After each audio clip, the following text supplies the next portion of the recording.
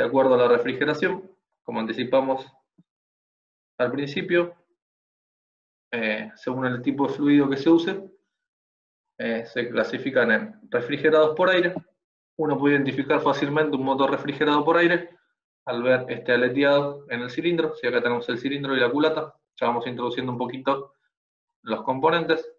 Ese aleteado tiene como finalidad principal aumentar la superficie de contacto entre el aire y el cilindro para que refrigere mejor. En cambio, los motores de refrigeración líquida, mal llamados refrigerados por agua, ¿sí? Actualmente no se usa el agua como refrigerante, sino que se usa un líquido refrigerante que contiene agua, pero bueno, contiene otros elementos más que impiden que se genere corrosión, por ejemplo, o incrustaciones que impiden la correcta evacuación del calor. ¿Sí? Acá vemos, este es un motor típico refrigerado por líquido. Acá vemos los orificios de las camisas donde circula el líquido refrigerante, que después, bueno, va a un radiador para evacuar el calor. Acá hice una aclaración con o sin bomba. Antiguamente se usaban circuitos de refrigeración líquida sin bomba, es decir, circulado por el principio de termosifón.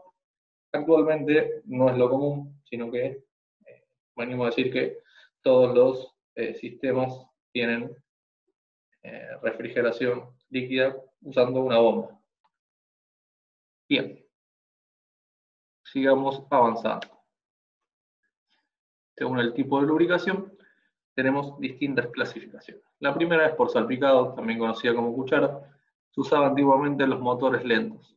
Después cayó en desuso porque no era muy efectivo. Tenemos de cárter seco, muy común en los motores radiales. No diría de uso exclusivo, pero sí es como el gran campo de aplicación. También en motores de cilindros opuestos se puede aplicar. También tenemos la lubricación por cárter húmedo, que es la más aplicada en motores automotrices. Por último, la lubricación por mezcla, que es la típica de los motores de dos tiempos, ¿sí? Los motores de dos tiempos no solo funcionan con mezcla de aire y combustible, sino que a esa mezcla se le agrega aceite lubricante. Lógicamente al quemarse, se quema el aceite también y eso es de gran contaminación, con lo cual esos motores cada vez tienen menos aplicación por una cuestión de medio ambiente. Vamos a la clasificación según la posición del árbol de levas. En este caso tenemos disposición en bloque, que puede ser simple o doble, es decir, acá vemos el árbol de levas, está en el bloque. El árbol de levas va a mover el botador o taqué, ¿sí? Y ahí eso va a accionar la válvula, por ejemplo. En el caso del doble, imaginemos este sistema duplicado, como si esta fuese la leva solo de admisión, y por ejemplo el otro tendríamos la leva de escape. Por otro lado, tenemos que el árbol de levas puede estar a la cabeza. Acá vemos que también puede ser simple o bien doble. En la imagen vemos el caso del simple. Acá tenemos el accionamiento del árbol de levas mediante una cadena, por ejemplo, y acá estaría el árbol de levas. Y acá vemos las válvulas que están en la cabeza del cilindro, es decir, en la parte superior. Según la distribución, podemos tener distribución por engranajes, es decir, el árbol de levas con el cigüeñal se comunican mediante engranajes, un engranaje y el otro. Acá hay una aclaración que es muy importante hacer. Siempre la relación de transmisión entre estos dos ejes que giran, uno es el cigüeñal y el otro es el árbol de levas, es de 2 a 1. ¿Qué quiere decir esto? Que por cada 2 vueltas del cigüeñal voy a tener una vuelta del árbol de levas, sea cual sea el sistema de distribución. Para motores 4 tiempos. Vamos a ver que para el motor 2 tiempos es distinto. Por cadena, ahí vemos nuevamente que una de las ruedas es del doble de tamaño que la otra. Por correa, Acá vemos, por ejemplo, esto sería el caso de un motor con doble árbol de levas a la cabeza. Acá tenemos lo que sería el eje del cigüeñal, los tensores de las correas, y acá iría un árbol de levas y otra, por ejemplo, una serie de admisión y otra de escape. Por electroválvulas, esto es algo más moderno, ¿sí? Sería sin árbol de levas. Las válvulas abren y cierran no por accionamiento de un árbol de levas. Y por último tenemos por lumbreras, que es el caso de los dos tiempos. Es decir, no hay un árbol de levas, sino que tenemos lumbreras o orificios de admisión, de escape y de transferencia. Son tres, generalmente.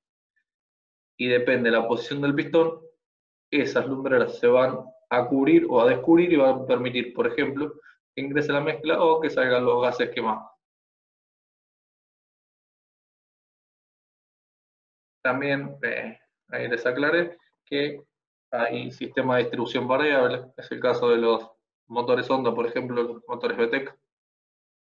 Después vamos a hacer un video al respecto. Según alimentación, tenemos, como dijimos, los motores se alimentan con aire y con combustible. Según si el aire es tomado directamente de la atmósfera o comprimido previamente, se pueden clasificar en motores atmosféricos o aspirados y motores sobrealimentados.